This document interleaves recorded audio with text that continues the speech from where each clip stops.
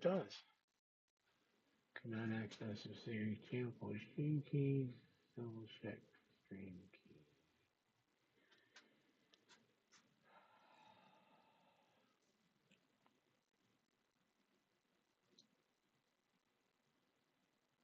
I now went to it.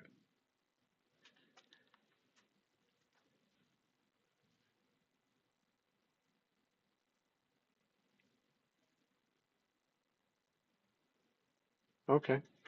uh,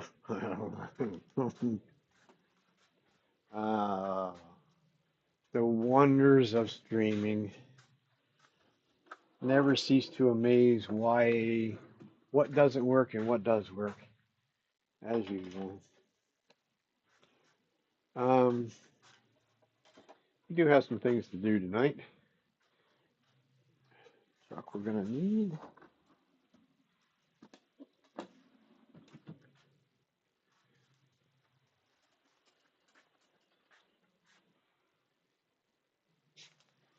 I'm gonna get first things first is I'm gonna round over a couple pieces just to get started. Make sure the brain's in the right gear.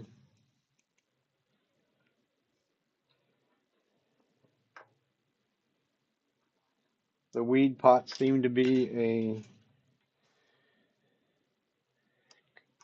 kind of a commodity right now that people want to buy, so kind of in the last week or so sold all that I had, so we're gonna have to make some more of them. So that is where I'm going to start.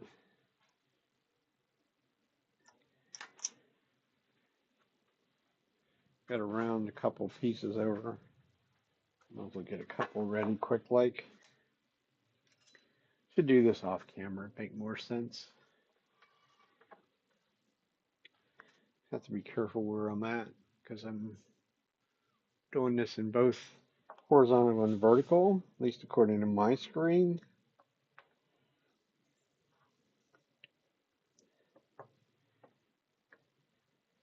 Doesn't necessarily mean that's correct, but it is what it is. So I have a couple other ones, so I'll just get these two ready.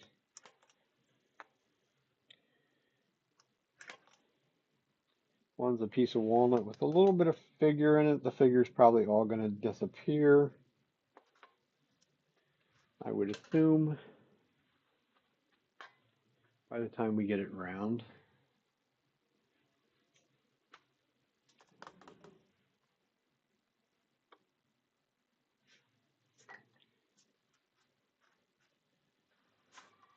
So that's long enough? Yes.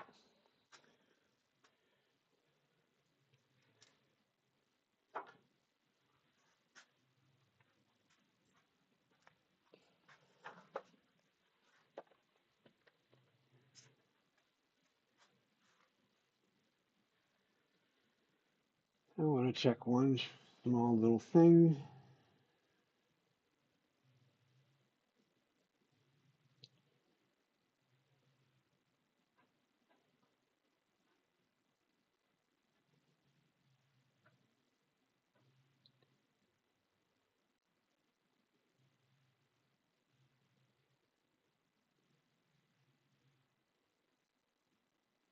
And it's not going to cooperate as usual.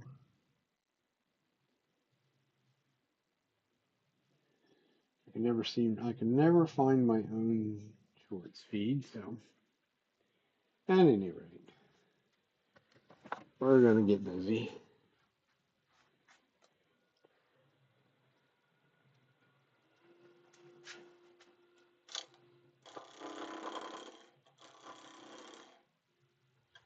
The rest is not quite high enough for me.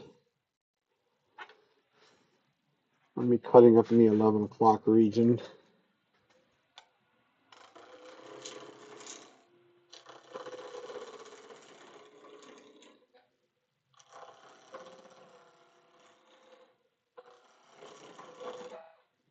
That piece of walnut there has got a little bit of a hard spot in it. For sure. That's where that figure's at.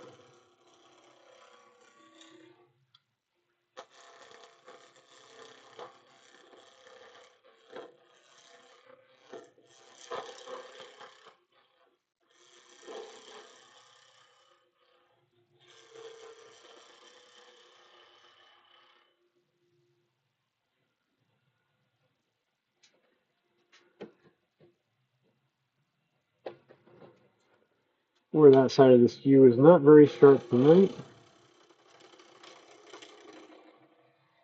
Could be.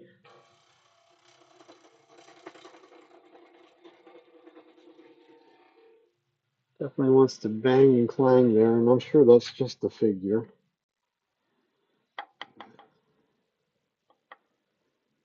Would be nice if that figure went a little bit deeper than what it does. But it's a little off cut, so beggars can't be choosy.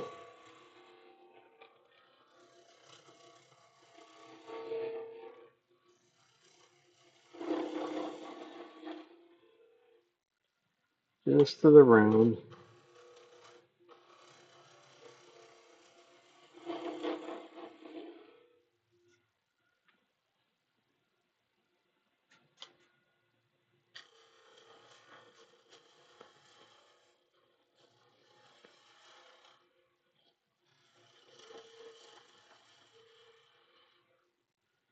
Really doesn't even have to be perfectly round. And it's still going to get a shape to it. It's not quite totally round. There's still a flat spot, one little flat spot there. There is some figure. That's what I'm trying to hopefully get to keep a little bit of.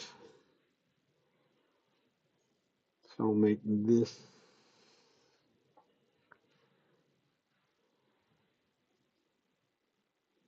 end the bottom.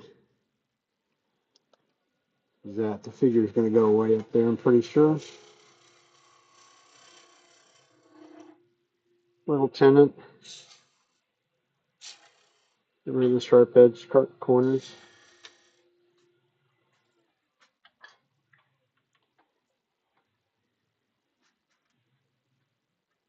And that'll be another one ready to go. Other one is a piece of spectre ply.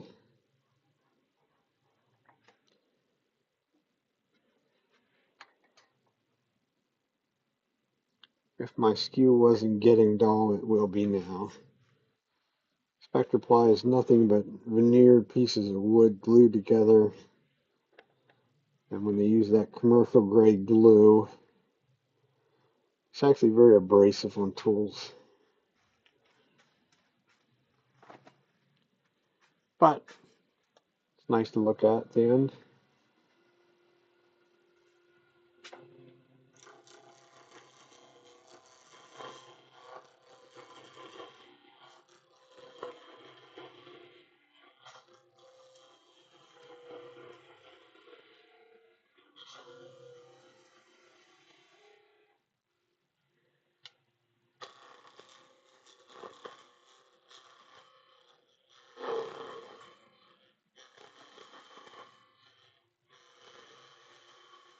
Also make some other colorful shavings.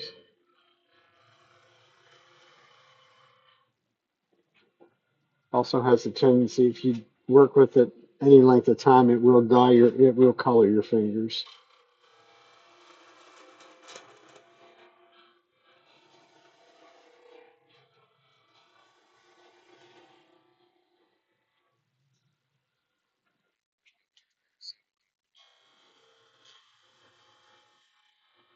How you doing, Kurt?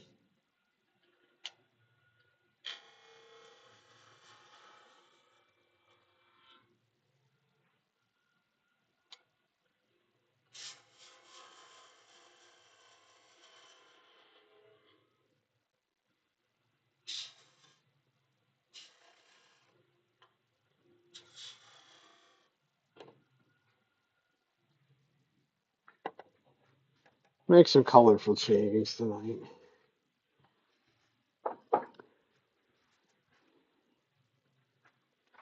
That's just getting some stuff ready for later, really.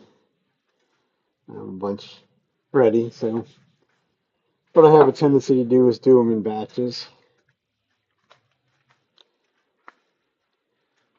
Because the other part of what I'm going to do, which is what I'm going to do now, so I want to color the two vases from last week. Well, actually, one on live stream and one otherwise. We're going to add some color to them.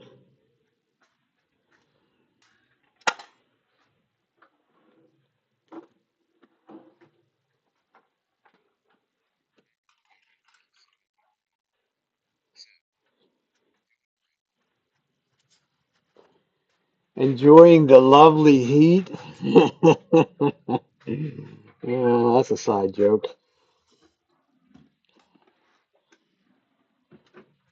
Believe me, I was thinking of you guys. I mean, it's, of course, I'm not used to it now.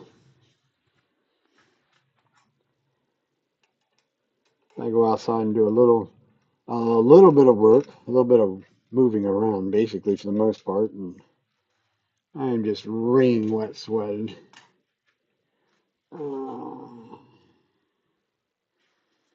Now, what are we gonna have to do with this? We have to move this over. Not that far. About there. Oh, yeah. Well, your pool's not even really totally I mean, it's refreshing, but one of my wife's friends invited us over there. They have an in-ground pool. I don't remember, that was last weekend, the weekend before, whatever it was when it was like 90 some degrees out. And she had told my wife before we even got there that their pool water was like 90 degrees or 91 degrees or something like that. I'm like, well, that's not even going to feel refreshing. I mean, it did, but a little bit, somewhat. Okay, what flavor tonight?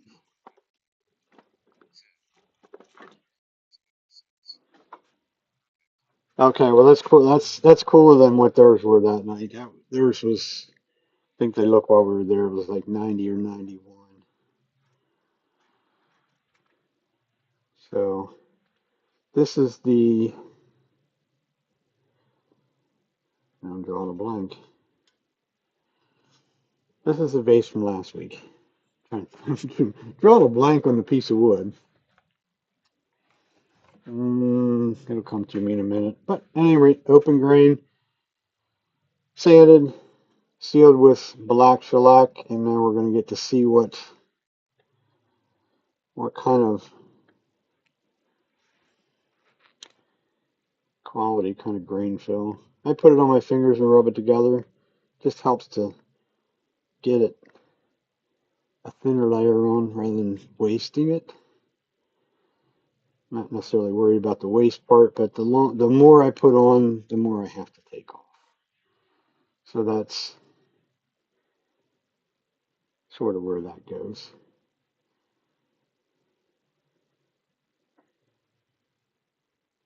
And I'll sort of work in smaller areas rather. Because I've learned one thing with working with this stuff. If I get too far along with it, it's going to can create more work. I don't necessarily want more work. Ooh, yeah.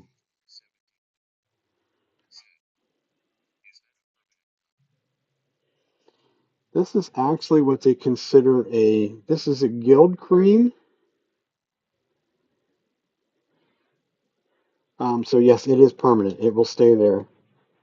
What it's doing in this case, it's going down into the open pores of the grain.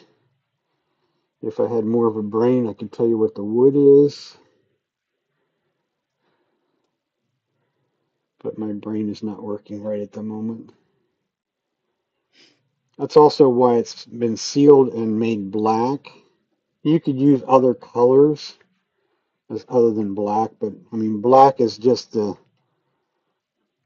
far as I'm concerned, for the grain fill part of it, it just does a better job, makes it more pronounced. But yes, it will be permanent. It will stay.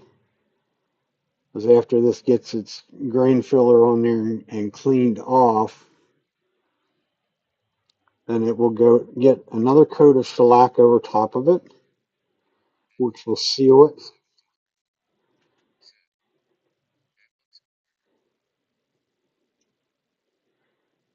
I like it. I like to play with it.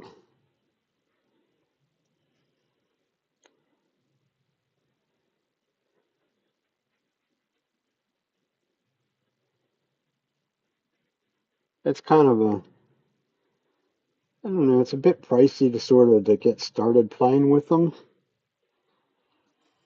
It's like, I think the last I bought any, which was last year, I bought some anywhere from like $17 to $20 for that little tube of it.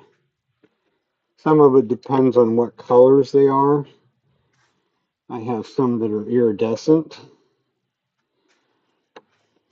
They really, in my thoughts, was it was going to be something that was going to be really neat. And it works some of the time, but not truly all the time. I should actually be able to turn this on and spin it to get the excess off.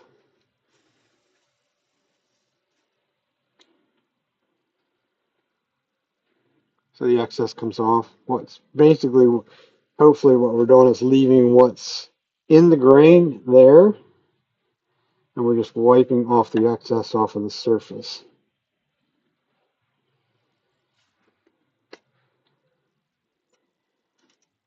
And that's what it did. I was wondering, that was lots of little bits of grain sticking up in that. That would kind of be the flat section of the grain. Really only on one side rather than both sides.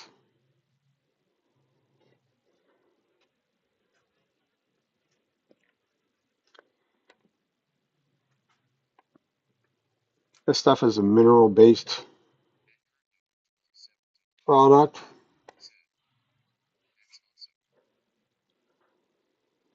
Got a little bit to do on the end. I'm not sure. See where that. Ah, okay, that'll work. Got to do the inside part in here as well. Not really worried about that inside part, but the rim is where you'll see. Inside has been turned black as well. Just this neck part. Just in case you got that. Always going to be that person that when they pull the flowers out, somebody would say, "Hey, you didn't do inside there." Well, supposed to have flowers in there, so why would you do the inside? But inside is not very smooth in there either. On this one, the other one was alright. This one, I guess because I used the airbrush to put the black on, and I guess there was still, well, I can see it flying around yet. There was dust still down inside of that, and when I shot using the airbrush, it pulled some of that dust back out and landed on there. And of course, it is shellac, so it just immediately stuck fast, stayed there. Not a grand thing. I'll sit those off to dry a little bit and do the other one.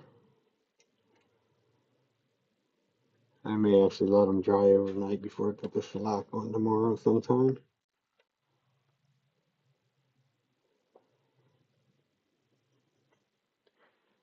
Back overhead. Really can't bring you in much closer, I don't think. A little bit maybe. It gives you an idea what it's going to look like. The bigger the opening parts of the grain is, the more it shows. In this case, it shows quite nicely. At least I think it does.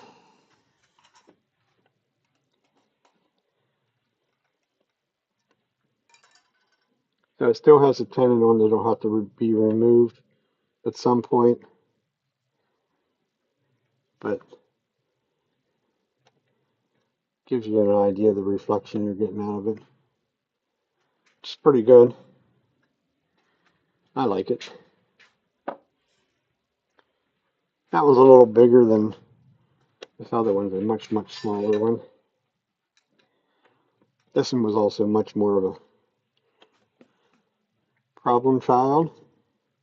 Has a much smaller hole in it, so this wasn't hollowed coming from the top. This was actually, there's actually a little plug glued in the bottom here. This was actually hollowed from the bottom. The whole thing is hollow. Still wood chips falling out of it. Never a great sign.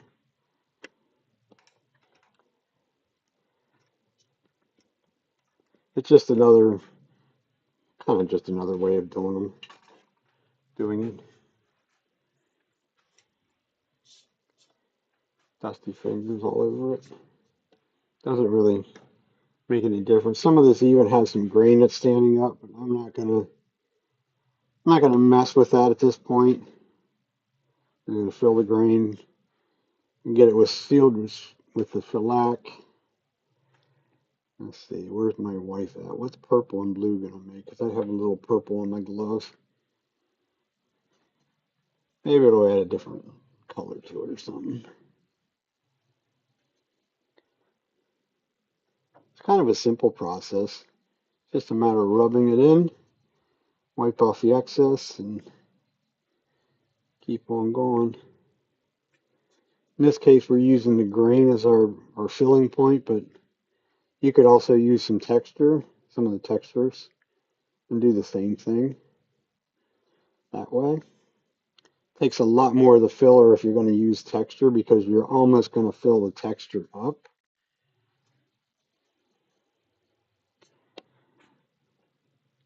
This one looks to me like it's going to be a little bit on the loud side.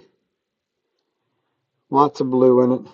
This is going to be more like blue with speckles of black in it, I think.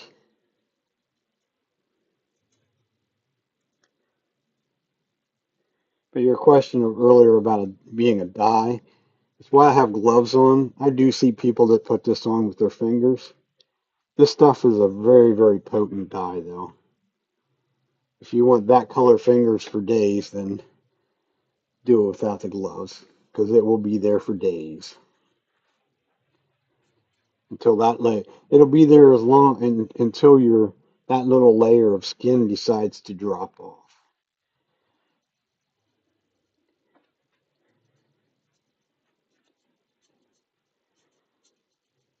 And yeah, don't ask me how I know such dumb things. Well, I have a glove on both hands. I normally don't put a glove on my left hand, but do this enough times, inevitably I'm going to get it on my left hand, and it'll be there for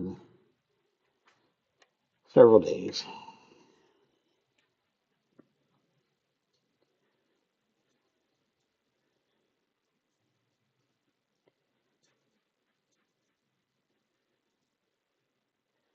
I think the challenge of this one is getting down low, but I can do that once it's off too. Yeah, it's a lot more on there than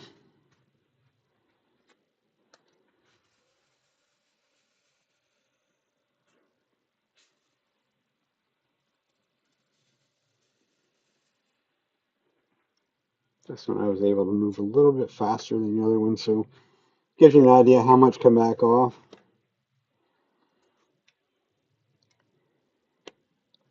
There's sort of some ways, lots of waste in some ways.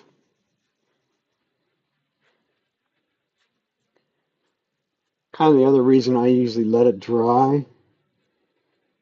It'll probably take several hours for it to dry. If I come back tomorrow or whenever, before I put a coat of shellac or something else over top of this, if I would dampen my paper towel with mineral spirits, it will reactivate it.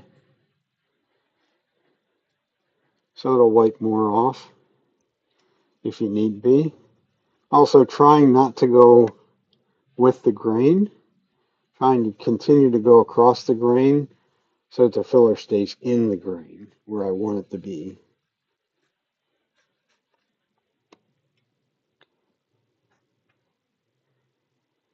Yeah, it's different. Purple ones are the ones that seem to attract the attention.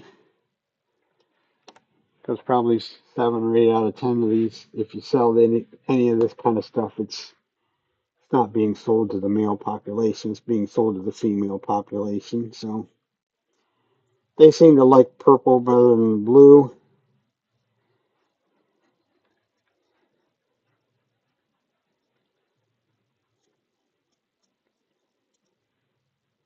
So that's a little bit on the inside, and it should be good.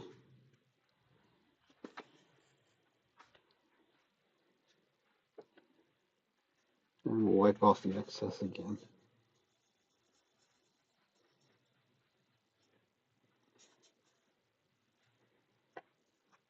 Like I say, if I come back tomorrow or whenever before I put in my case it'll be a coat of shellac over top of it. Before I do that, I'm going to closely inspect and make sure I have no areas that I don't like as far as the coloring goes. I think that's all right.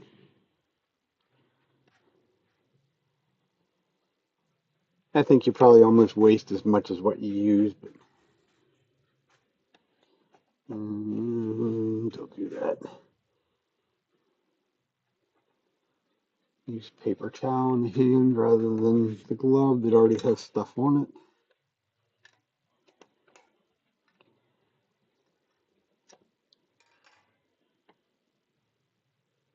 And I'll just let it alone for the night.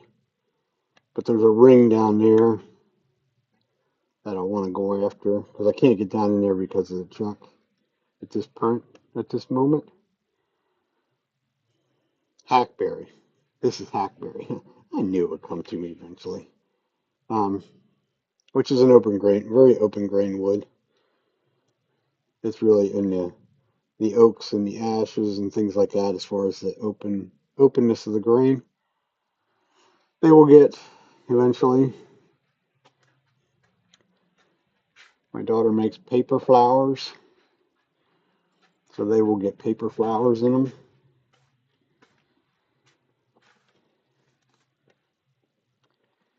She likes it. She likes to make the dumb little paper flowers. She just asked me the other day whether I had more ready to go. And I'm like, nope. And I said, we will work on that. So basically little weed pots is what I would call them. Just a very, very small vase. They're going to start their life out at about 3 or 3.5 inches high. Something like that. Can't even tell you what this one was. So down to the jaws of the chuck is about 3.5 inches. So it has some little color and figure to it.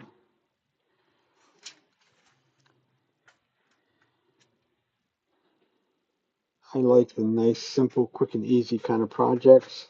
Get everything out I think that I need. Find out.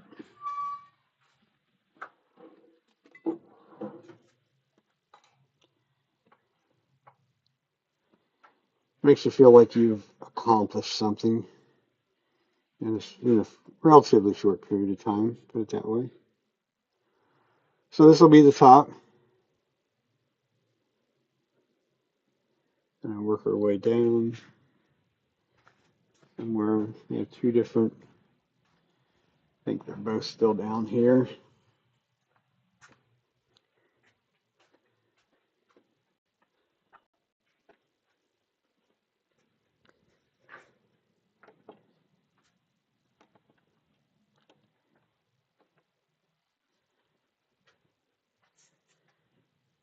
So we'll make something along the lines of that or that. This would sort of be, I would consider that more like an Egyptian kind of a pot. This is kind of a traditional shape of a weed pot, if there is such a thing as a traditional shape on them. Would be a very, very good project for a new wood turner project. Because it's only a very, very small piece of wood, so you can't hardly mess it up too much. Got to true up this outside edge a little bit.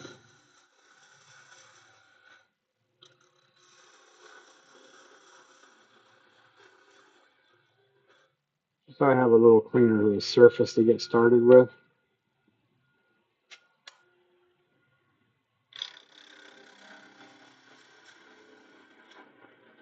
And just give this a little bit of a cone shape in there.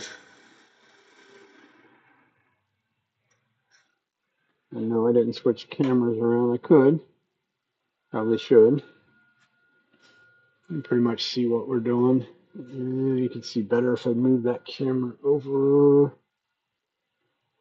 that way.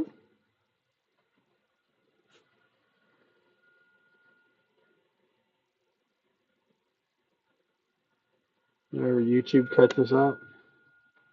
Drill hole. It's just in a drill chuck. It's just an 1/8 of an inch hole. And pretty much drill it pretty much as deep as it'll go, which is, I don't know, inch and a half maybe. I don't necessarily measure it. Somebody always asks this silly question. It's almost 2 inches deep. So overall, it's going to be about 3. So 2 inches deep gives me more than enough room to finish things out.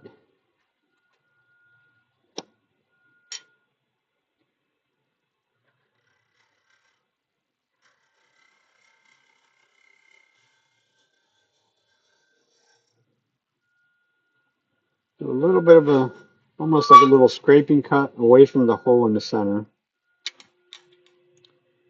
Give us a chamfer right off the bat. This is way too big in diameter for where I want to finish at. I get it down closer to a little bit closer to that diameter.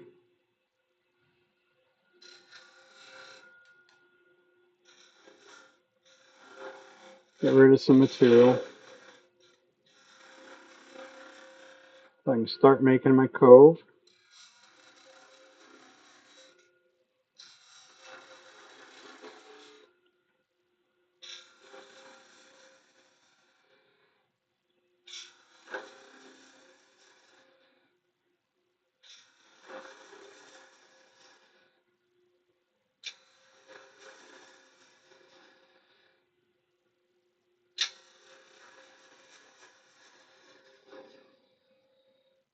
Get down about where I think I want it.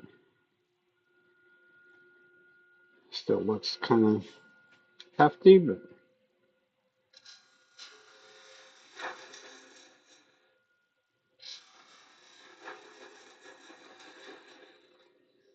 bring my cove back down the other side.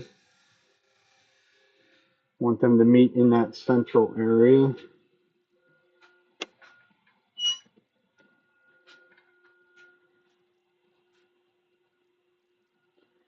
The other thing I'm going to need down here is a place where we're going to cut it off at and finish the bottom. Really nice and close to the chuck. Down a little ways. Don't go down too far. Things bind. That's why it threw it back at me. So now we have an end point so we can make a curve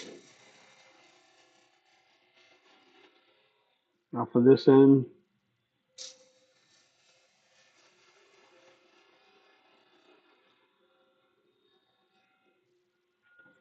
It'll kind of look like a milk jug there. Not necessarily what we want for it.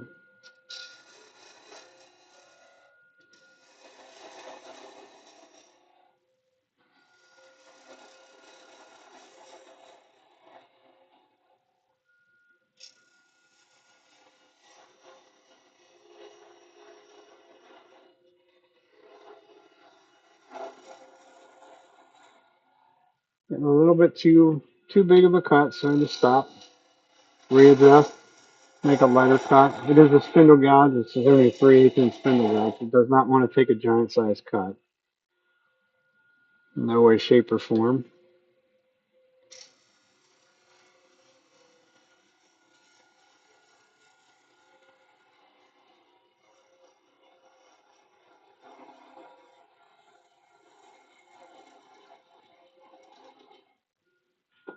Okay, so that's my bottom pretty much, I think, established. Left a very abrupt ridge there. While I'm here, clean that up around the corner into the base. And now you can see, sort of see, why is this still doing this?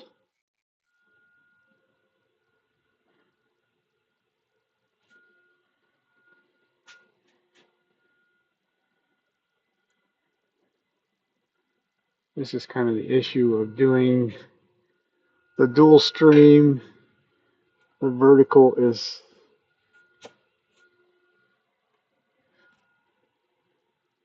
in the center of this other screen. See if I went the right way. That looks better. Okay. And good evening, Leonard. Sorry. I'm just talking to myself. I do that a lot.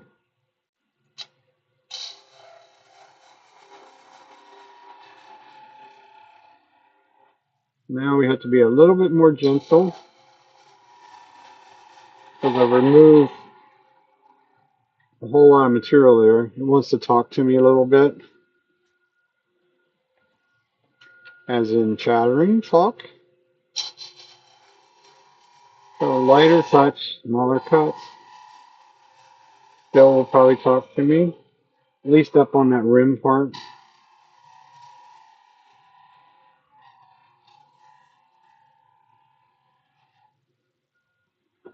Down into the center part. I'll have to step back, turn my head to the side, and left ripples the whole way down through there. I was thinking it almost looked too big, but I think it's gonna. I think I can live with it. I do need to make another, try and make another cut without being so aggressive. Those ripple marks would stand out, but if I can cut them out, I'm going to cut them out.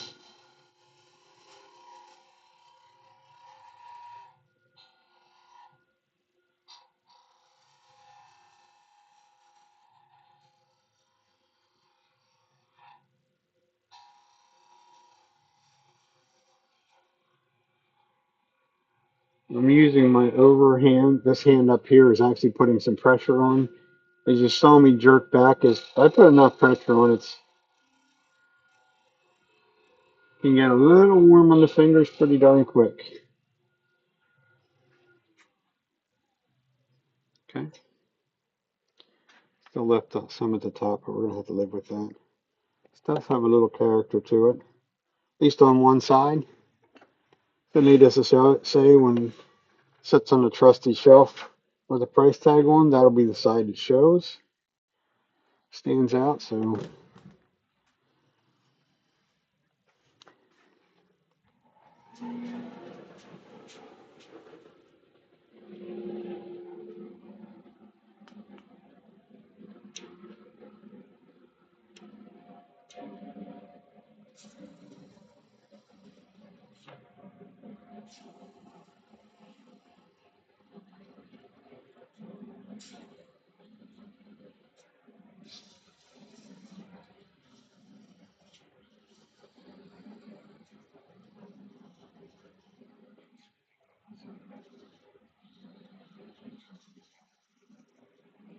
what's going on tonight, Todd? Except no thunderstorms tonight. At least I don't think there's going to be any.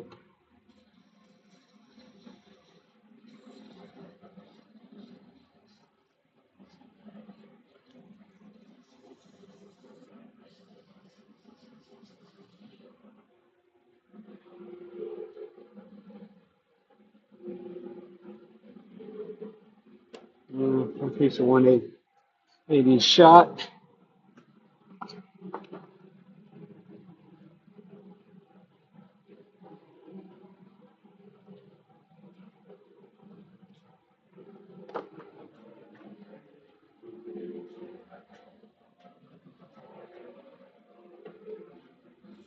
And then we got our fair share of them last weekend. That's, geez.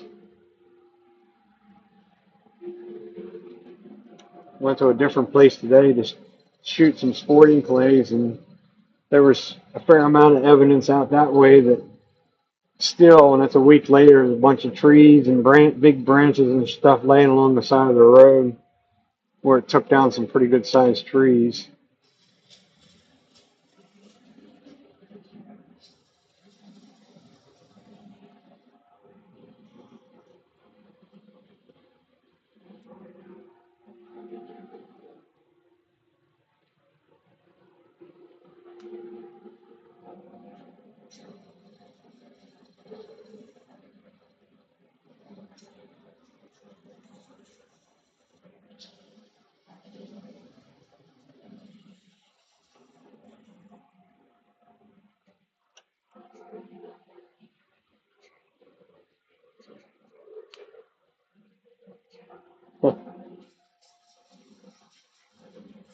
Yeah,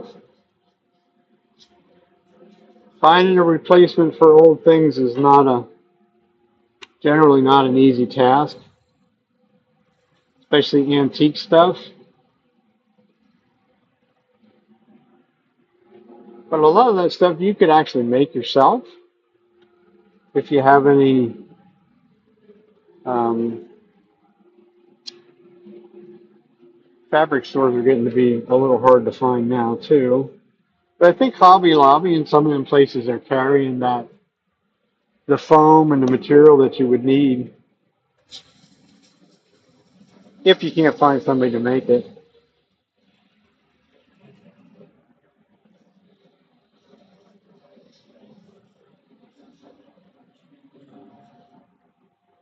But I'm sure that would be another one of those really dying off trades. And there where I live at, there used to be a couple of upholstery shops around, and I don't know that there's any left anymore. You know, I'll pick on the younger generation. You know, that's a lot of work. That's physical labor. So the younger generation don't want no parts of that kind of stuff.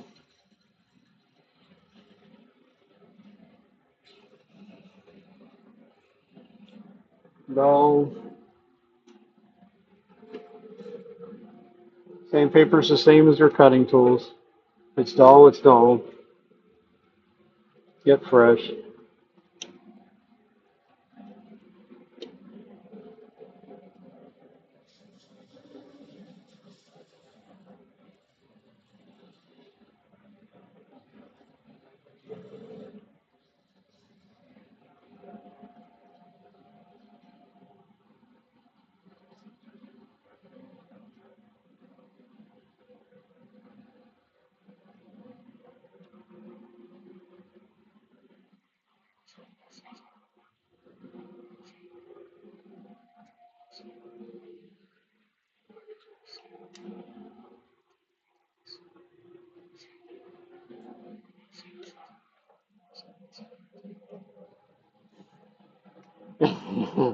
Well, I can't say that I know how to sew,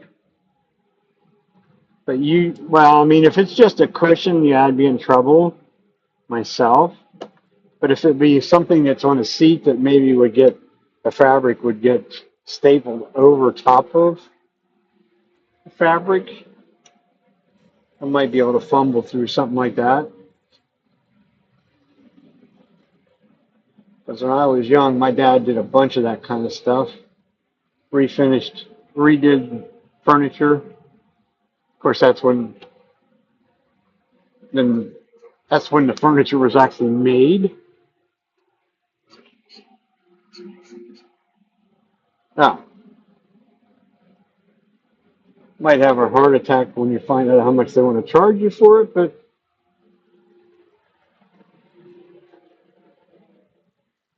I can imagine they're like everybody else in this world of today that feels that everything they do is worth $100 or more an hour.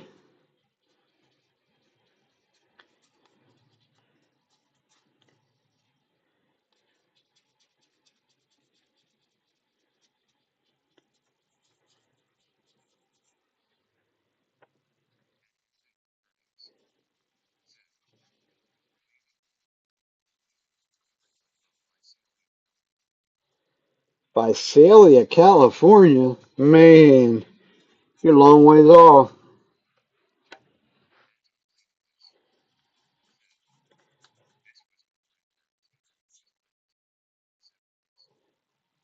Oh, okay. Well, so then that's not too bad. I thought you were going to tell me you had something back in the 50s or 40s or something like that. Yeah. That's still when a piece of furniture was made, right, though? Most of it. Not like the crap of today.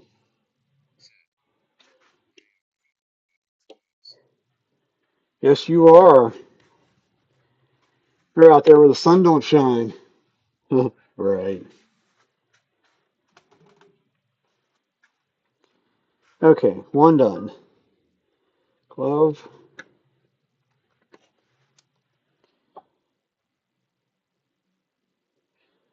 And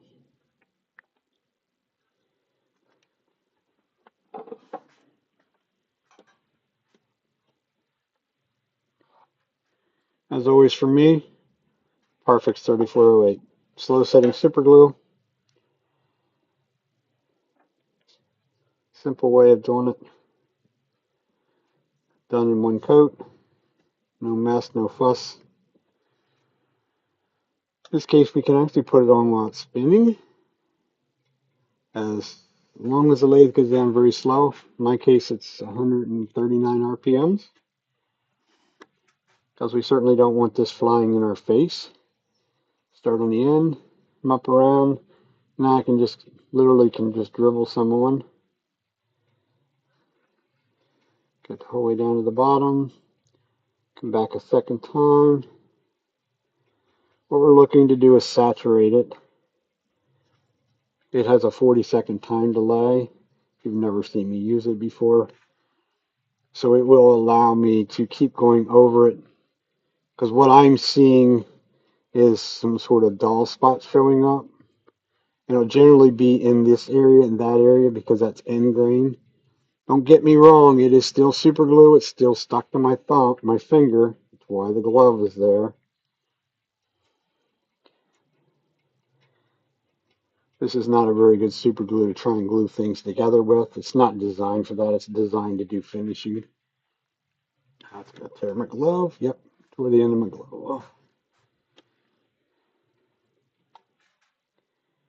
Not the end of the world. Harbor Freight makes more of them.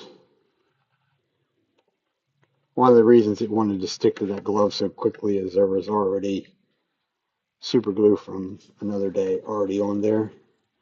So when it comes in contact with its own, it has a tendency to set up a little quicker.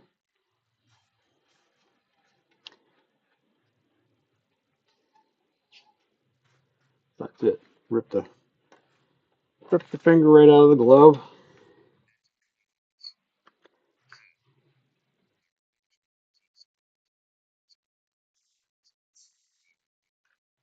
Oh, oh, yeah. I've always tried to stay away from anything. It's been a long time since I refinished a piece of furniture, but man, I always tried to stay away from anything that had veneers on it. So you just can't do anything with it, and you're using. When I stripped a piece of furniture, even today, if I was going to do it, I used a product called Cuts It. Probably very hard to find now. It's very, very caustic. So it's got some dark figure to it, little white streaks. So it does have a little bit of character to it. So whether I do that tonight, see how energetic we are.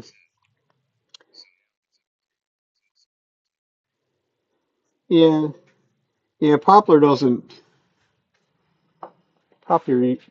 usually does not stain very well, at least for me. Some people say that it dyes well.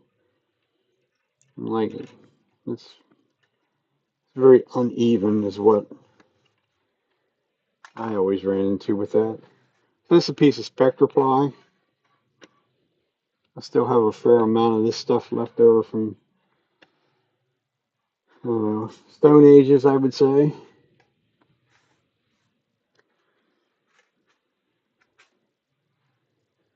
It's kind of nasty. In a lot of ways, this stuff is actually kind of nasty to work with. Doing something this small won't be too bad. It's very dusty and very abrasive for tools because it's probably 90% glue. We could go down there, down that road. This is where I start them. Make this cone part in there.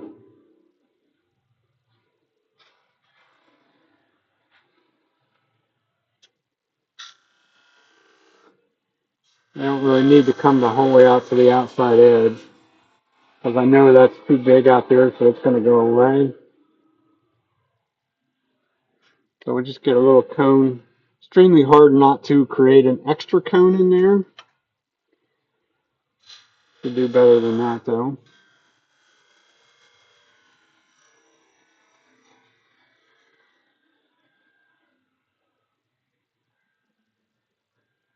Get it down to a tiny little dot, and hopefully, yeah, dust. 1/8 inch drill bit.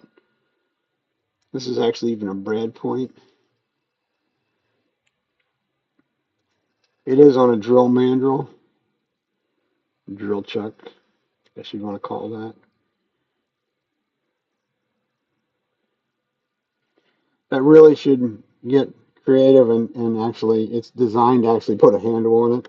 I just found it in a drawer the other day, and I'm like, I guess we should eventually do something with that and put a handle on it.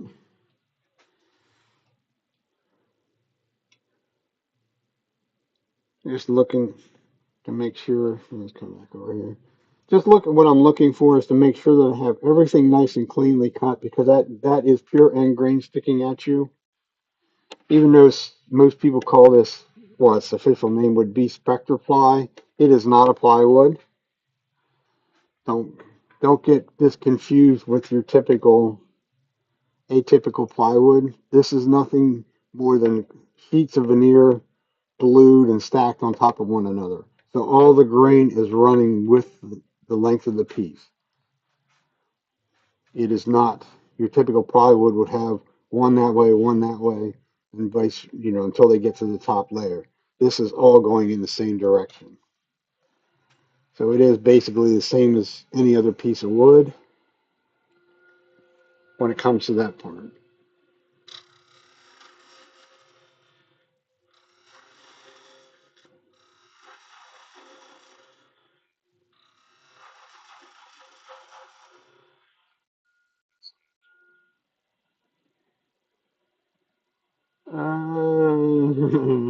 That's a loaded question. It is, in all practical purposes, it is a toolbox. It is a cabinet full of drawers. I made the drawers, or I made the piece by virtue of, if you go to Home Depot, this is the 1836. So if I measured from leg to leg, I'm going to say it's 47 inches wide there. I'm not sure I remember the actual numbers on that part of it. Um, there was a cabinet, a like mechanics toolbox at Home Depot, one of theirs, that was within, I want to say, I measured the one over there in the store umpteen times, and I'm like, it's within 1/8 of an inch of not fitting underneath there. So I just elected to make my own. I do have pretty much a full cabinet shop. So making my own was a much better idea because then I could make it to exactly what I wanted rather than what somebody else wanted. But it sits on the floor. It's not attached to the lathe in any shape at all.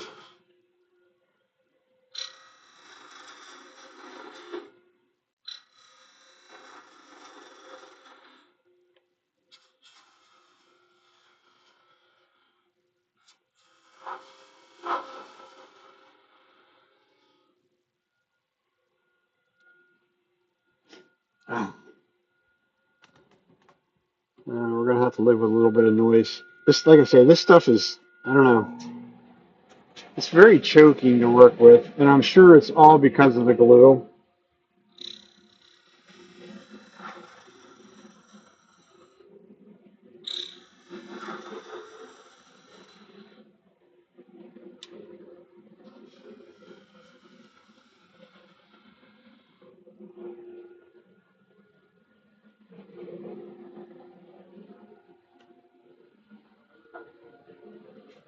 So the first order of business back here, I'm gonna get a place to cut it off or finish it.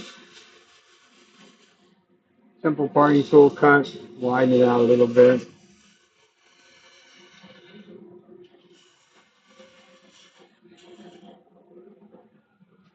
Don't necessarily need to go down quite that far. I don't necessarily, yeah, I went down too far. I went down past halfway. So that means I just lost part of my support out here.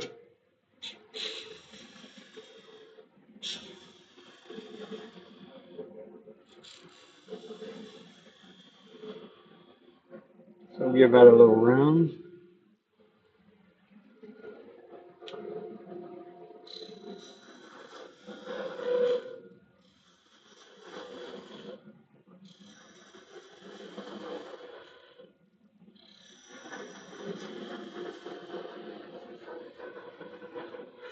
You really quit doing that.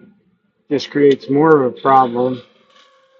Because now out here it wants to chatter. Because it doesn't have the support that it should.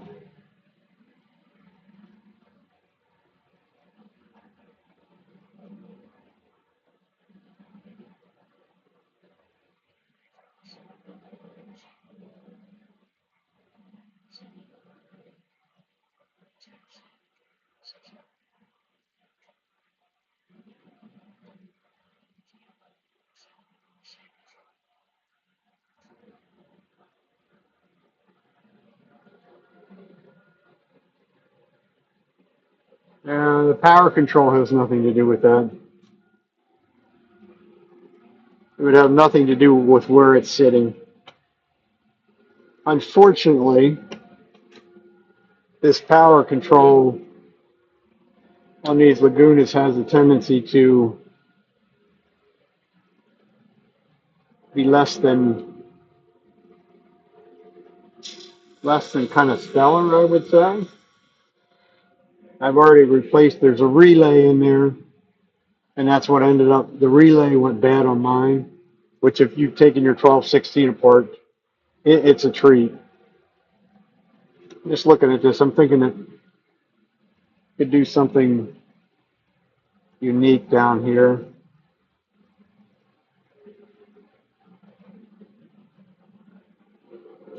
I was thinking something beads.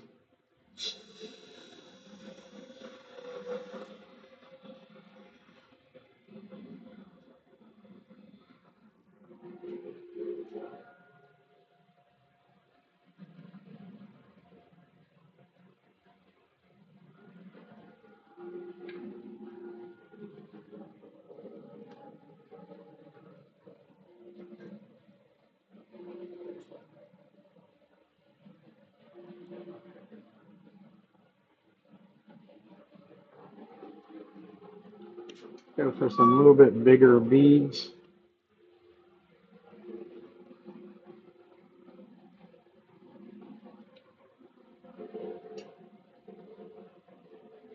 One, two, three. Let's try 3.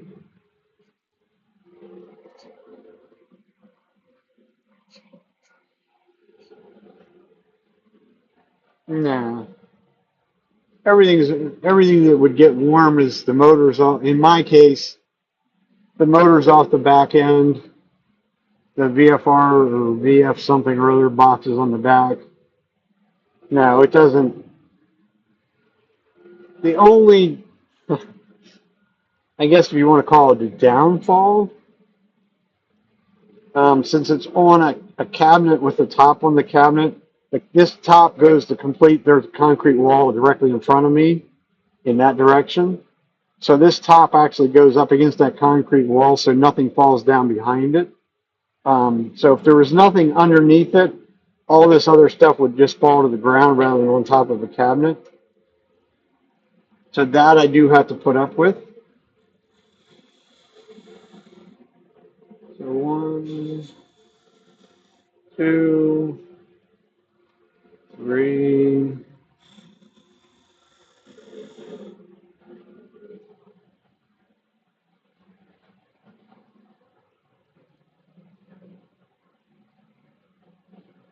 4 maybe. I always take it off. I don't like it. 4 beads. Let's try it. If you ever have the opportunity to be willing to spend a bunch of money nowadays, these beading tools, this one here is a D-Way. They're a neat tool to use. It's another one of the tools that's kind of stupid expensive for what they are and what the amount you would use them. But if you notice, I didn't create a bead and then try and match up beside it. I marked all 4 of them, or however many you want, and then I'll come back and form the bead. Because trying to get them side by side without doing it that way is very difficult. Also a good idea to put a little pencil line in the center. That way you know when you got a complete bead. And this is used without the handle. I don't have any handle on it at all. It's just a matter of wiggling it back and forth. When it's finally done, I lift the handle a little bit to finally give the last little bit of scraping cut. This one actually feels like it could use a little touch up on the honing stone. These I will hone several times before it goes back to the grinder.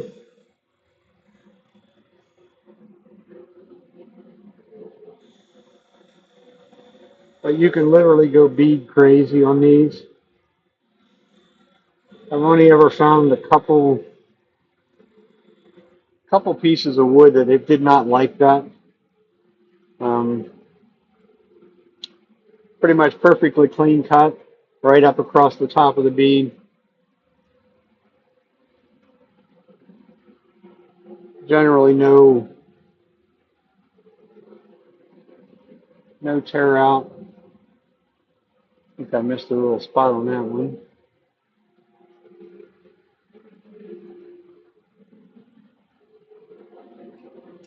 Plenty of speed.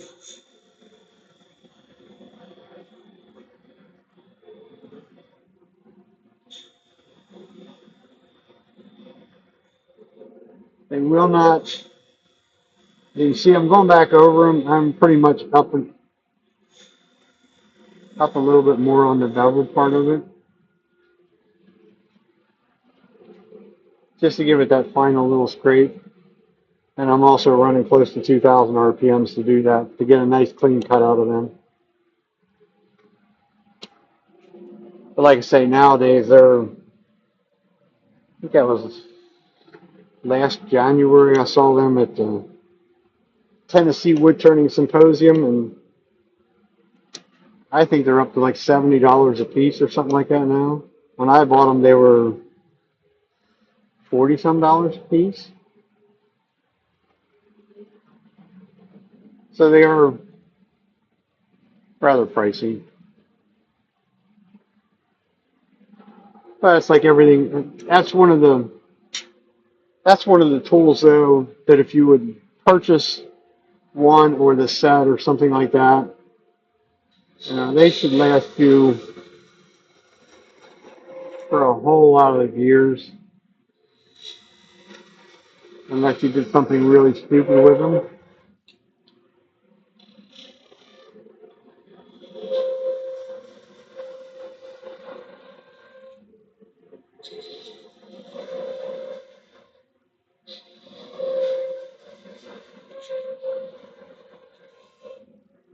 That mistake from earlier is coming back to really haunt me now.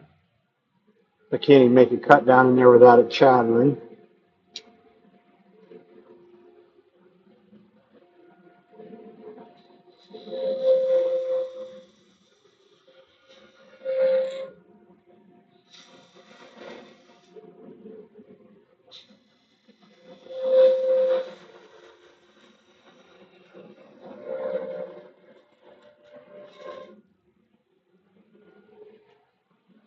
I guess if I was smarter than the average bear.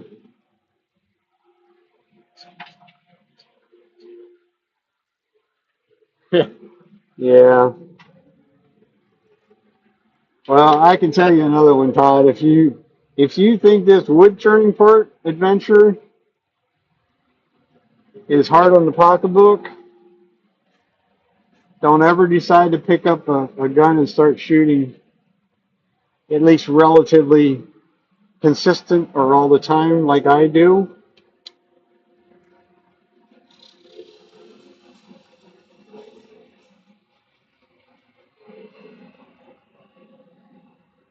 Because that becomes very, very kind of stupid money in a very big hurry.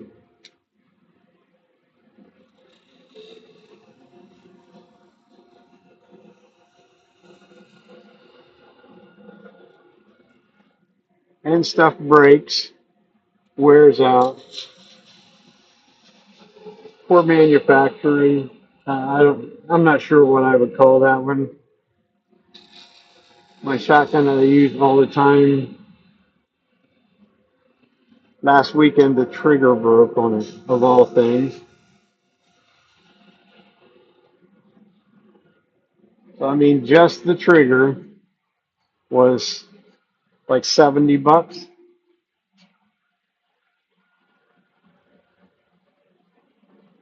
Yeah, well, I had one of them when I was young. Boats aren't as well. I shouldn't say that. I didn't have many issues with my boat. Yeah, I took care of it, and it lived in my grandmother's barn, so it wasn't in the weather or anything like that.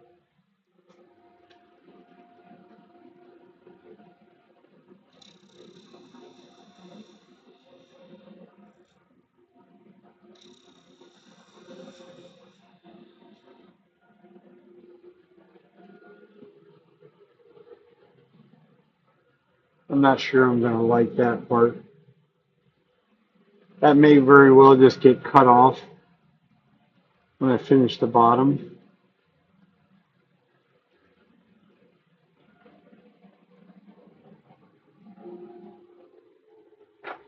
But yes, the boats are the bigger boats and all that good stuff.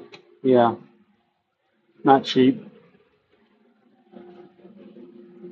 The guy that I shoot with on a regular basis, he also has a boat, and it's like, yeah, you want to talk about bailing out money? It has a fancy trolling motor on it. I still would like to go out with them sometime just to see it. I mean, compared to what I had when I was a young lad, this would be super fancy. GPS, foot controlled, cruise control. It'll keep you in a place. He fishes a lot in the river, in the Susquehanna River. And he said, "Oh yeah, I get to a spot I like, and all I gotta do is hit a button, and the trolling motor by itself will keep me in within a couple feet or so of the same spot for as long as I want." And I'm like, well, that sounds like a nice thing. Also sounds like a little hard on the pocketbook. He's like, well, yeah, it was hard on the pocketbook. It was like $4,000 for a trolling motor. I'm like, oh my gosh. Like, no, not in my vocabulary. So yes, bail out another 1,000. There you go.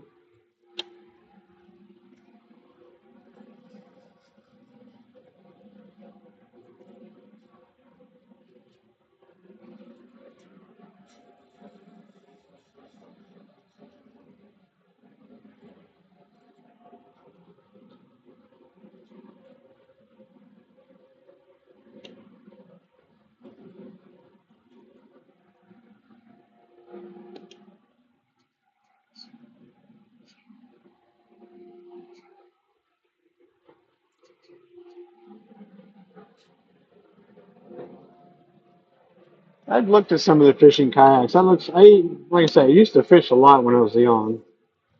I thought they looked kind of neat, especially the ones they have of today. That at least the ones that I looked at. Some of them you can put a trolling motor right in. They got place to build in for a trolling motor, which I thought was kind of neat.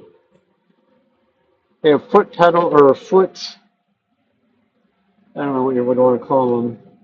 Almost like bicycle pedals or foot pedals that you can propel. Use your foot pedals to move yourself around. I thought that was pretty neat. But just like you said about bailing out money, well, that was a rather expensive kayak. Yeah, we had kayaks many years ago. We used to just float down the creek that's close to our house. We had fun with it. I only ever had them on the lakes like once or twice. And my wife didn't like that idea because that was like too much like work to paddle across a lake or something like that.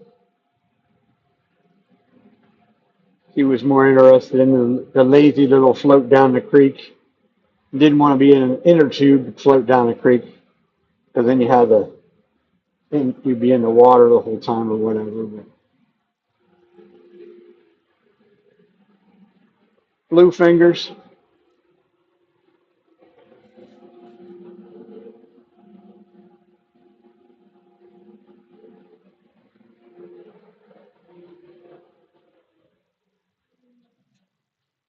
so maybe that'll interest the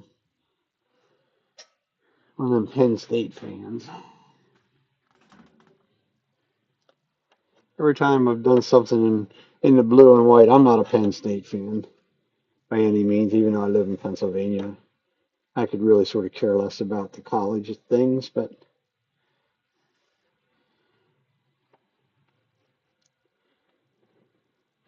I've done several different things in the blue and white to go for the Penn State, and they like stick around forever. Like, I guess they're not that loyal of fans to buy something just because it's blue and white. Okay, now we need a new glove.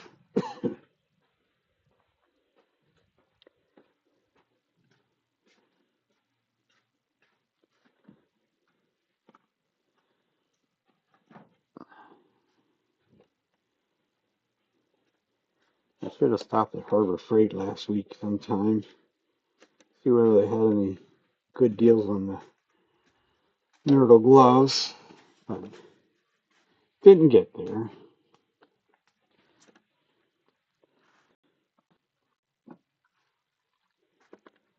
This time we'll go for the 3460.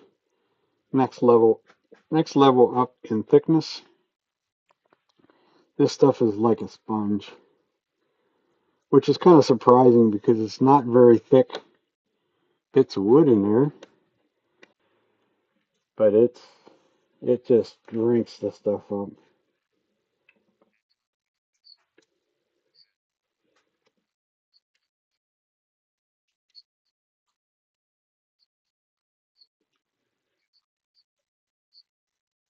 Okay.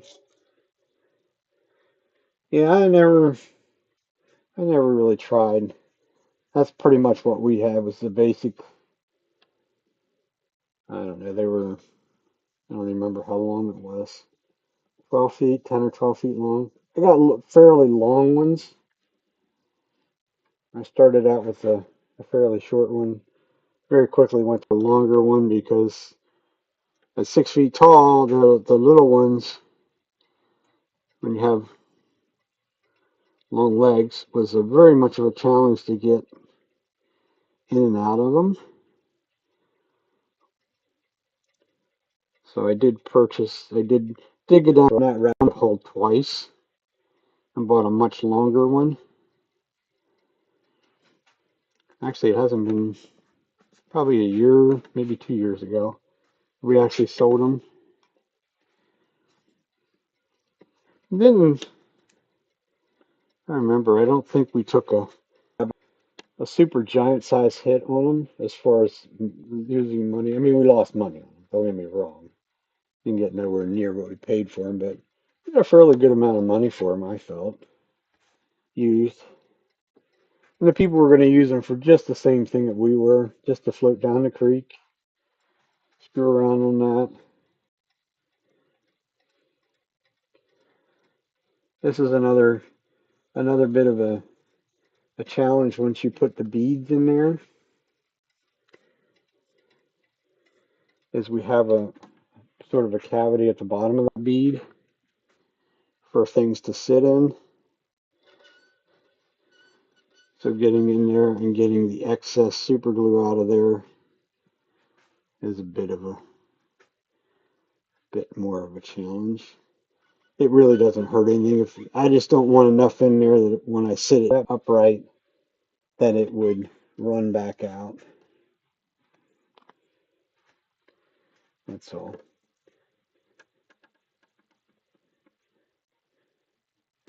The stuff does polish up very nicely though. Once again, just a single coat. Doesn't matter which one. If I wanted this to be a super high gloss shine, then I could put a couple coats of it on. Of that one, the 3460. To put 2, 3, 4, however many you want to put on there. But then you have to sand it back a little bit to get it flattened out. So a little activator at a distance, just so we can keep moving.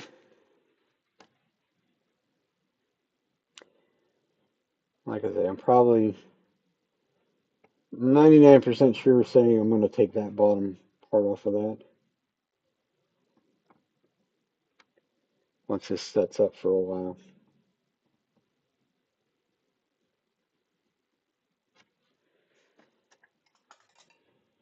So that's another sort of shape for a weedy pot. A little different, a little fatter. I guess I shouldn't use fat, but that's what I would call it. A little fatter in here. Does give some of the color variations. This is like a blue and silvery gray type.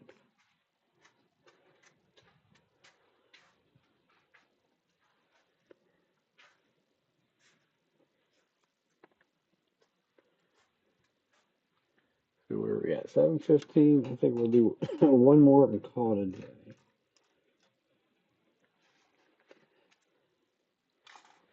Just a piece of Pennsylvania cherry. My glove off before my hand totally sweats and I can't get it off.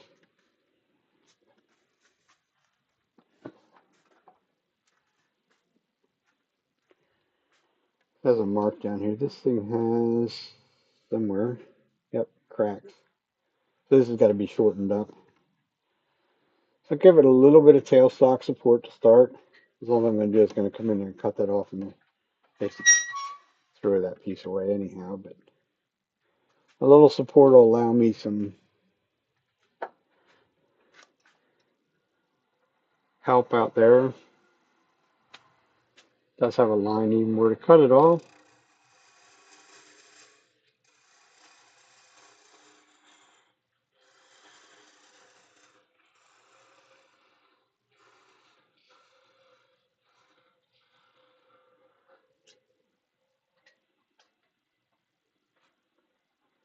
Remove the tailstock. Do not cut something off with the tailstock attached.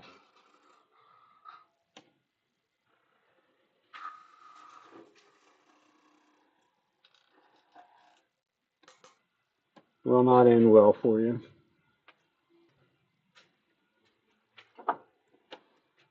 Whole lot of rinse and repeat again. Down to the end.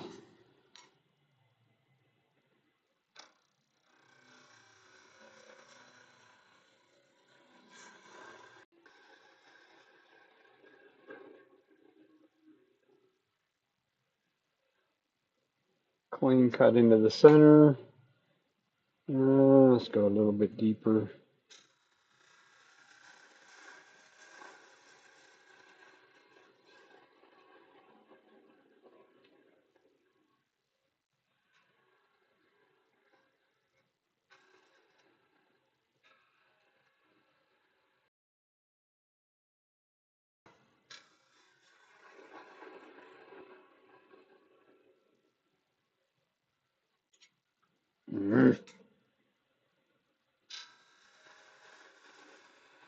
Becomes very difficult to get it to stop at dead center without digging an extra hole in there.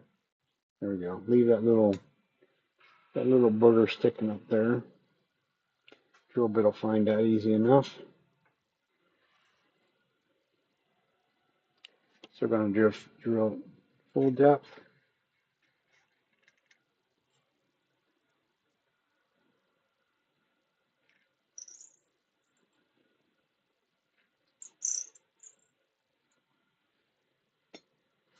In this case, it actually looks like I left. I did. That's not very cleanly cut either for some reason. All right, well, got to recut that. That's, like I say, that's almost impossible sanding at. Give it a little chamfer before even starting on that.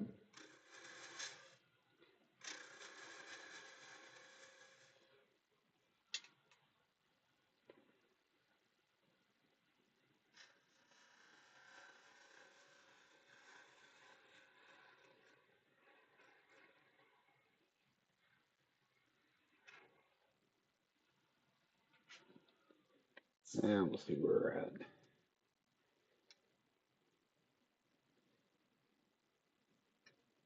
Yeah, we're okay. I'll bring the the cone center back up in there, and that'll sort of, that kind of messes up that hole a little bit. So we'll just bring the cone center back into there. Before I make contact, we'll just turn it back, go back into that hole. Now we have a little bit of extra support. Not that we necessarily need it, but we have it. It will keep it from chattering. Hopefully.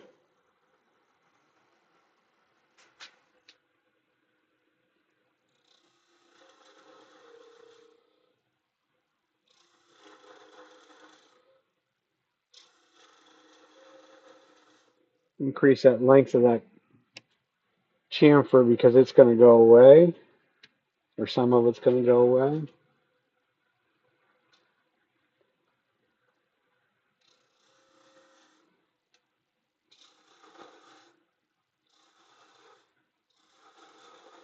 Get rid of some material to be able to create a cove.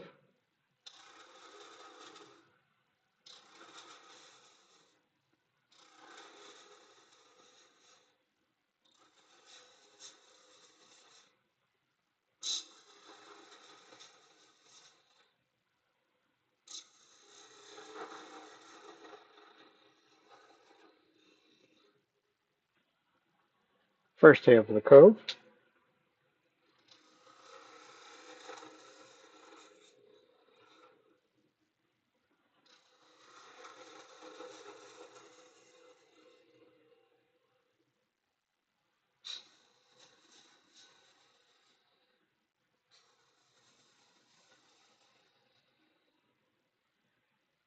Finishing in the center. I still think it looks like a milk jug. That's almost tempting to leave one looking like a milk jug. I don't remember how long this was. I try and keep them about 2 3/4 to 3.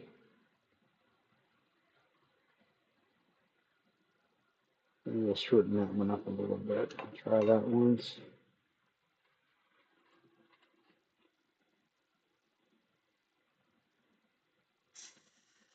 So there's our 2 3/4 marks.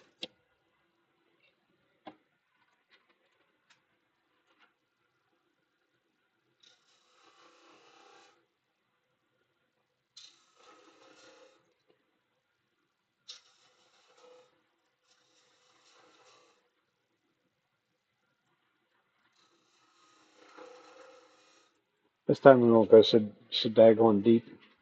We'll make that a little easier.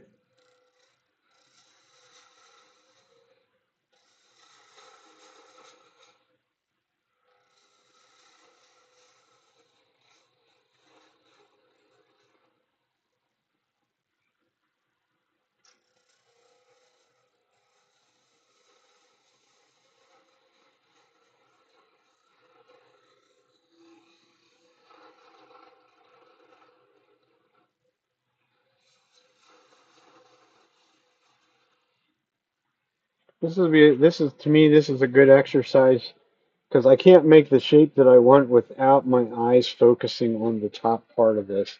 If I look down towards the shape, I will not get the shape that I want. I have to look up at the horizon, or being tall, I'm actually looking back here to see the shape I want, shape develop. I guess would be a better terminology.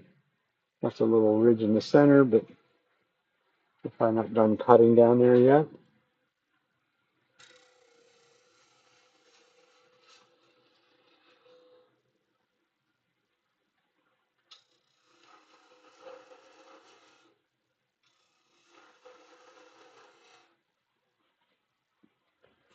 Now we can remove some more material back here.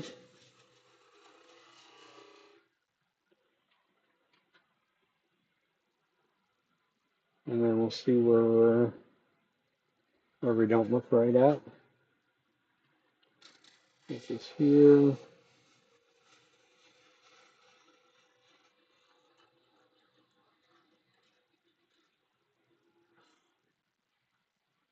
Better. One more little hump.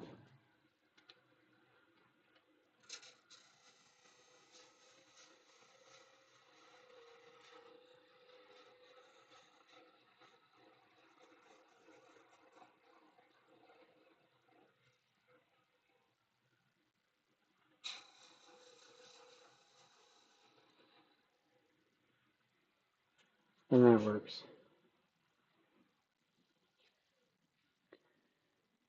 Make sure everything's cut clean. No other surprises. Okay. Like I say, these are just a nice, really simple, quick and easy kind of project.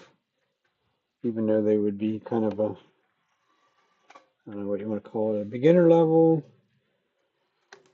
kind of a project, but I made, trying to think how many, I made 6 of them, something like that.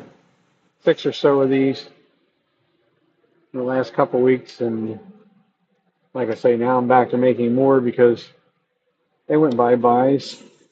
So certainly not going to get rich doing them.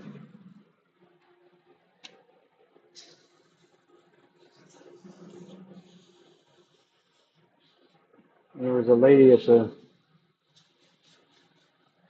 the one store that we sell stuff at. That was last week, and we were out running around, and the wife's phone rang, and I think she was driving. Not that she couldn't answer the driving, but you know, I don't. We, I should say, more so me, If you're not in my phone, then it pops up with a name. I don't answer it. If it's important, leave me a voicemail and I will get back to you very quickly, usually, unless I'm doing something much more important. But at any rate, this lady called and didn't answer the phone, of course. And right away she left a voicemail and that was her question was, do you have any more of these little weed pots? Or little things, she didn't even know what they were called. She's like, the little things with the little flowers on them. And I'm like, well, there's several of them there. I only found one or two. I'm like, well, how many do you want? Oh, I just think they're so cute. I'd buy half a dozen of them from you. Okay. He's like, well, now you have my cell phone number. So whenever you get some more made, I want a picture of what you have before you put them in the store. And maybe we'll just have some sales, some tax-free kind of sales, which is what I would like to have.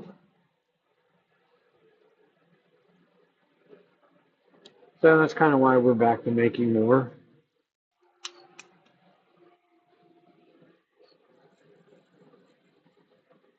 It's actually been a very good week for us all the way around, as far as that goes,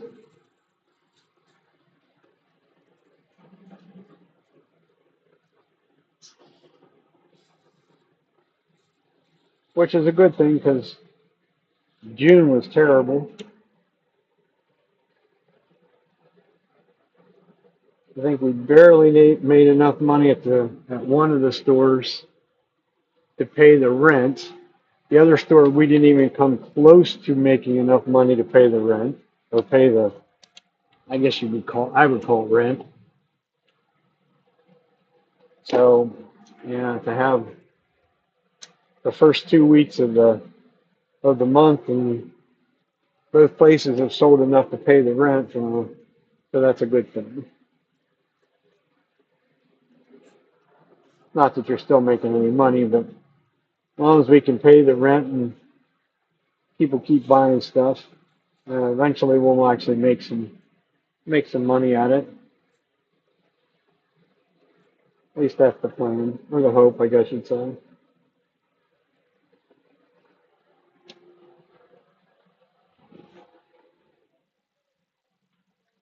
That's it. Up to 600 spinning.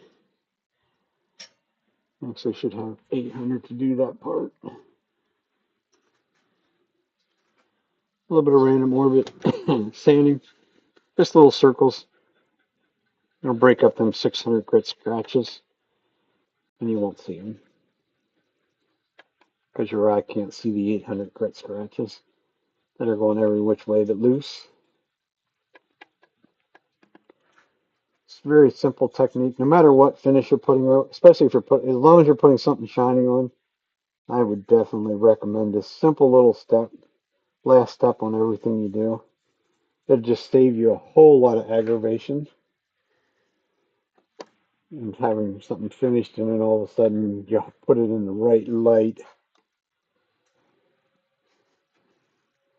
And now you figure out that, oh, there's a nice big hairy scratch that you missed. Very irritating for me. That's our little cherry one. Back to our glove. This one will get to 3408 on it.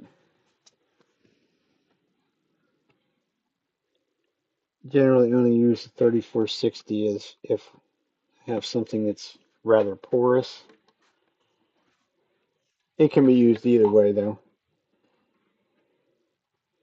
I think in some cases the 3460 will give you a little bit higher of a shine by virtue of it doesn't soak into the wood as far and as much as what the 3408 does.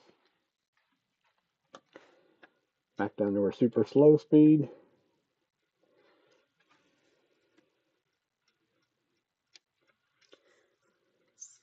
And grain takes the most, so that's where I start. Come back up to the top.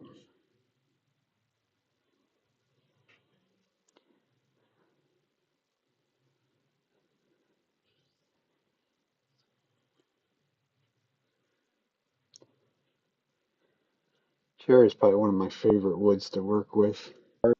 It sands up so nice and even. Oh, come on, don't break my glove. Thank you. And finishes very well, almost no matter what you put on it. I'm working on a big ass door right now, and that's all cherry. Of course, if he's still here, he's trying to break an old man's. Yes, they will get buffed. Yep, I will use Vonnex rather than like the white diamond in that. I can show you because I have two of them ready to buff. Once I get this white excess white off of here and get this off, I'll show you what it looks like. Very simple. Yeah, I use Vonnex and Carnauba wax. Vonnex is just a polishing compound,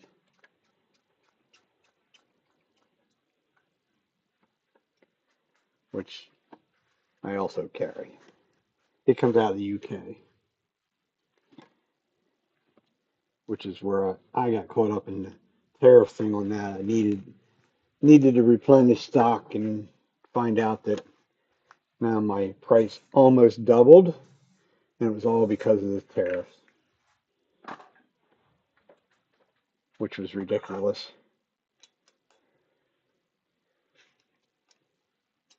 So we'll set that off to dry. I don't go after them very quickly with the buffing myself. The only time I would do something like that is if I was going to do some sort of a live demonstration. It just doesn't pay because you're going to, um, since this products are such a slow setting.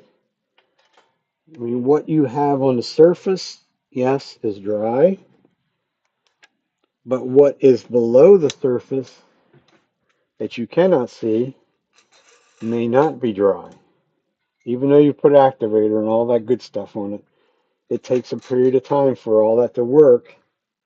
And if you go after it too quickly, then you can pull it. Buffing creates a vacuum. And no, this is not a 6-inch wheel. It's just its life is getting closer to the end of its life, I guess you would say. Now, there's a two. So these are the two I did the other day. This is the Vonnex. You can use the white diamond as well. I would stay away from the rouge, which is red. It's a little bit too coarse for this situation. The red is really more for buffing metal. I see people using it on their finishes and stuff like that, and I'm like, it puts too big of scratches in.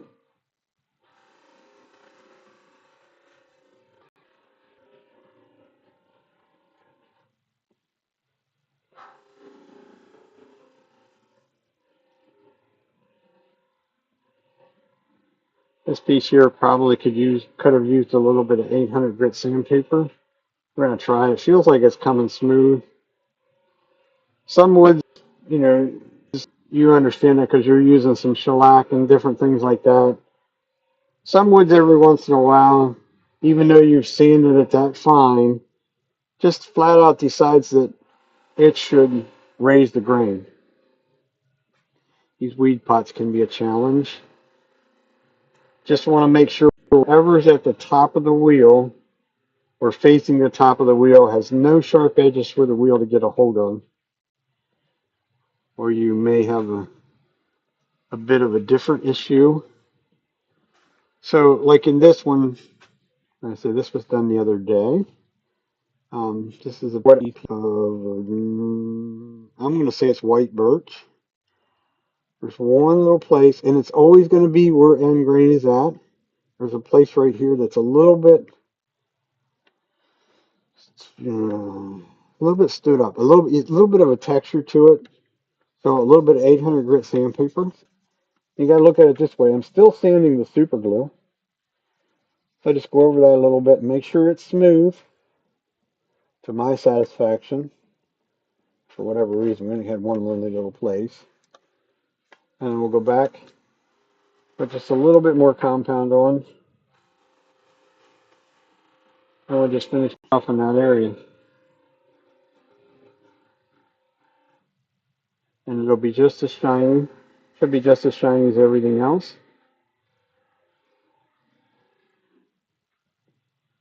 Including buffing the bottom, because the bottom is sealed the same way. I just managed to remember to actually put my initials on the bottom. Looking for an even shine all the way around. I'm not putting not really putting a whole big amount of the Ronex on the buffing wheel, because you need to use it up before it really starts to develop a nice shine.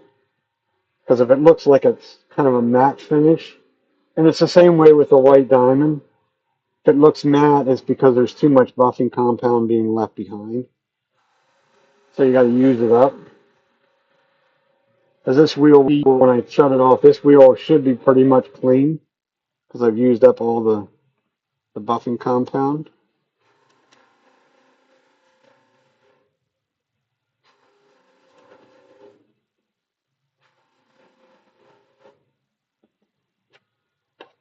Touch metal before you touch the switch. Just learn that the hard way. As you can see, it's perfectly clean. There's no, because this stuff is sort of a, I don't know what you want to call it. I'd call it a baby shit brown, maybe.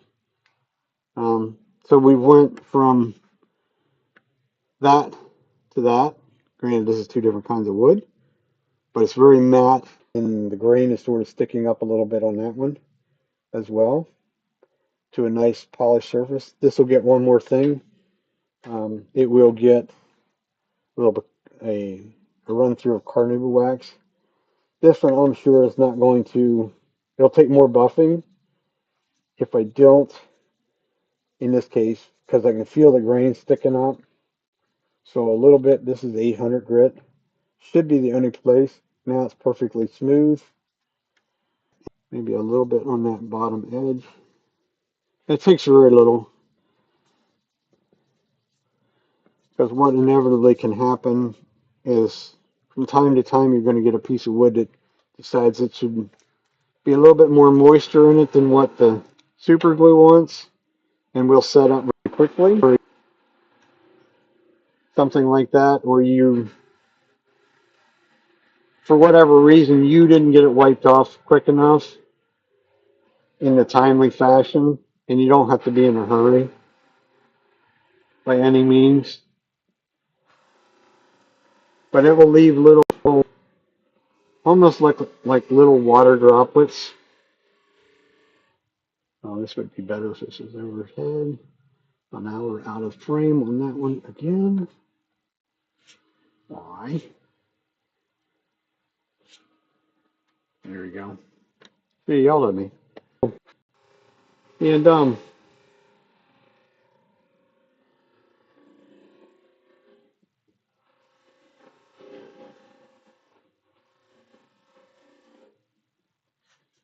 get used up on my compound.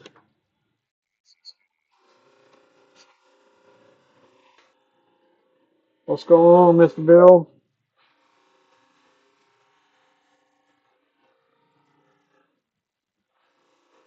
We're working on these really big projects tonight, as in big weed pots.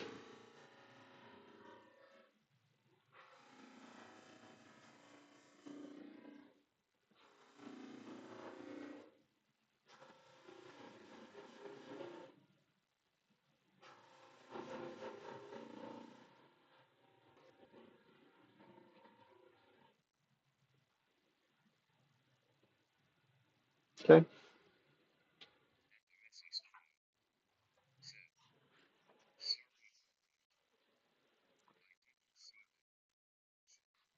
Oh, no worries. I don't know. Some of this stuff is not cooperating very well.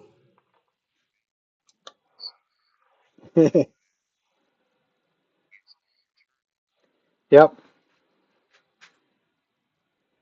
Yes, it is. And my opinion on that would be that a lot of the stuff that's in a smaller scale, especially like these little weed pots, is actually more difficult than to do something big because you're working with such a small area. Last step is a coat of carnauba wax over top.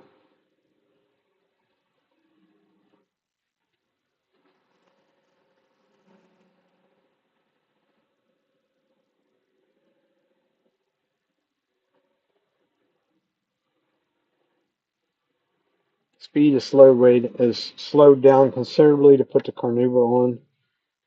I was buffing at about 1700 RPMs. Carnauba wax is down around about 900. If you try and put carnauba wax on at that 1700, it will melt. And then you will have a whole different world of problem. Because carnauba wax is very, very hard. And very hard to get off of something like that.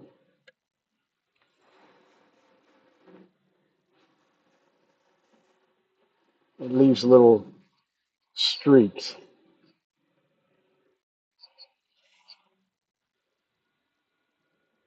Really? It's probably dirty. Or it threw buffing compound all over it, which is making it dirty again.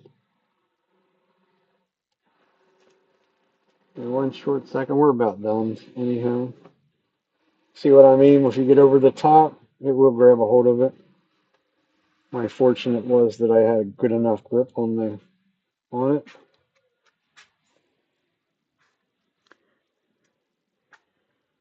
So that was the carnauba wax. Let me get this wheel out of the road.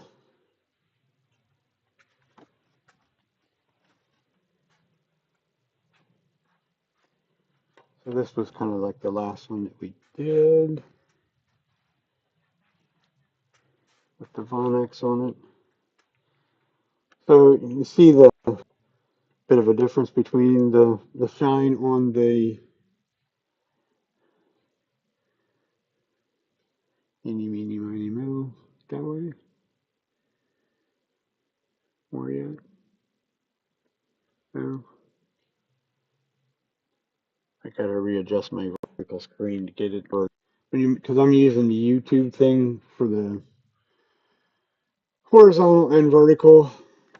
I gotta work on where the vertical end up being at. So very simple.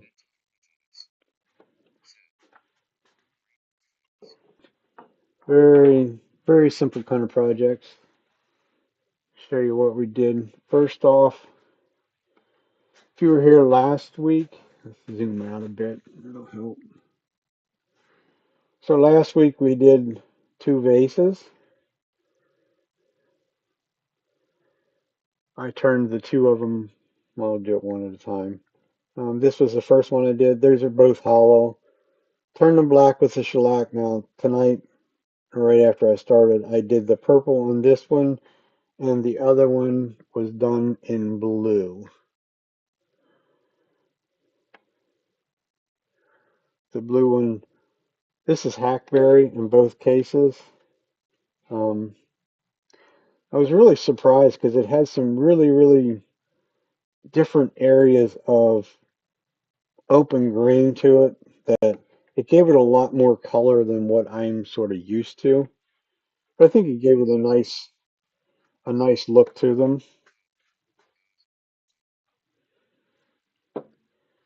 But that's where they're at. They'll maybe I'll even be energetic enough later on tonight or tomorrow when I come down here to work. They will get another coat of shellac over top of that. That is one of the projects that super glue does not work on. It will dissolve that grain filler. And yes, been there, done that, and Don't need to go back and do that again because it was actually on a tool handle. It literally dissolved the grain filler. So I was kind of surprised at, but it did.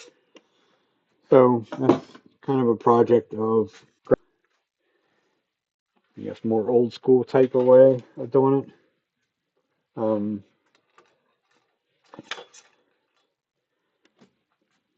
Been around a few other times where you know that I love my little airbrush. So that those both of them will get sprayed.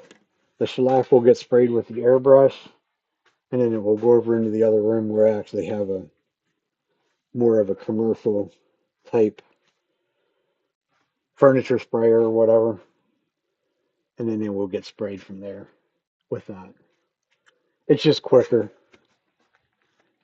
I could do it all with the airbrush, and I have done them all with the airbrush already. It just takes longer because that stuff I use a water-based lacquer. Um, it takes about 20 minutes to a half an hour before it's not even remotely tacky. So to do it in my dirty little world is not always in my best interest. I can do it in the other room where it's clean, big fan can suck the fumes out. Um, there really isn't no fumes, it's water based, but it sucks the the dust. Just like if you've seen me spray the shellac or anything I spray in here, I turn the dust collector on because it sucks that stuff in there. So over there, it's a big window fan with a filter on it and sucks it right outside. That room is covered with everything in that room gets covered with a white dust, and that's from the lacquer. Because even though it's a HVLP sprayer, there's still overspray. I mean, it's a very fine overspray to go with it. So, other than that, pretty much all I got. Anybody have any questions, comments? Now's the time. This should have been broadcast in both horizontal and vertical, at least what it shows on my end.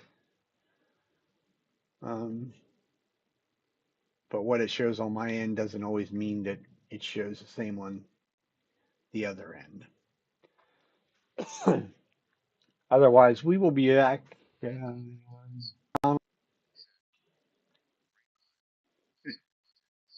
Thank you.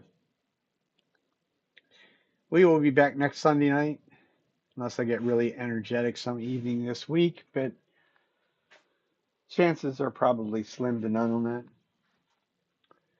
So, till then, everybody have a good week and stay safe in your shops and all that good stuff. We'll see you next time.